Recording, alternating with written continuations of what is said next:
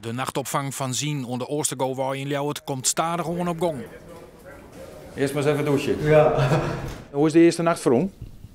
Ja, het is wel goed verlopen. We hebben 45 bezoekers gehad afgelopen nacht. En we hebben gisteren nog even overwogen van moeten we de capaciteit wat uitbreiden ten aanzien van wat we hier in dit gebouw hebben. Nou, hebben we ingeschat dat het niet nodig en dat bleek ook zo. 45 mensen. Iets meer dan de laatste dagen, weken.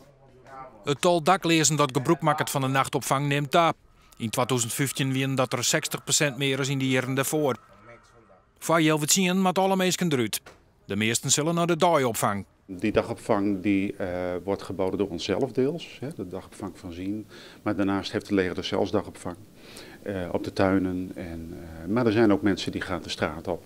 Of die gaan hun dingen doen die ze dagelijks doen. Die gaan weer de straat op en die melden zich al of niet vanavond weer. En dan krijg je hier warm eten? Ze krijgen ook warm eten hier. Als ze binnenkomen, s'avonds krijgen ze warm eten, 's ochtends krijgen ze ontbijt. In die zin krijgen ze goede zorg hier. Bij de dagopvang hadden ze problemen met het waar.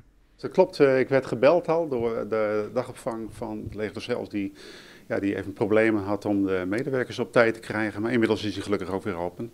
Dus er is ons gevraagd, willen de mensen even wat langer hier houden. En dat hebben we gedaan en inmiddels is die ook weer open, gelukkig. Een winterneetregeling betekent dus dat er meer bedden binnen. Plus we communiceren het echt via de social media en via de reguliere kanalen aan de gemeente. Aan al onze ketenpartners, alle zorginstellingen communiceren wij van dat de winternoodopvang is. En dat betekent dat het ook mensen aantrekt die normaal toch wel op de straat blijven.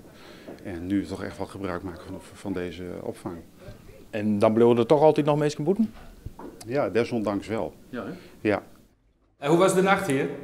Ook goed. Ja? S'nacht? Ja? Ja, hoe is het goed? Je goed geslapen? Ja.